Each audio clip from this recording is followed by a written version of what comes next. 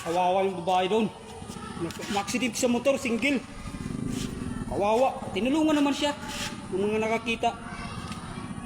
Kitang-kita ko. Ang lalaki ng bukol. Bukol dito, bukol dito. May sugat pa rito. Ini parah nih.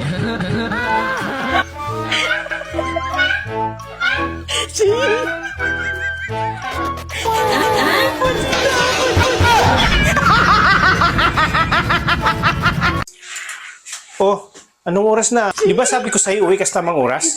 Anong oras na? Pasensya na Han, matraffic kasi. Traffic? O talagang may iba ka na?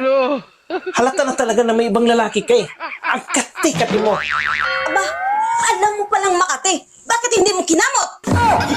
Makati? Bakit mo hinayaan ipakamot sa iba? Ha? Puro ka duda. Isang bisis ko na naman ginawa ah. Trabaho kayo ngayon, sir. Ano trabaho niyo, sir? Wala nga po akong trabaho ngayon kaya napilitan akong tumanggap ng labahan. Pero hindi lang paglalaba yung pinagawa niya sa akin. Pinagluluto niya ako at pinaglilinis ng bahay.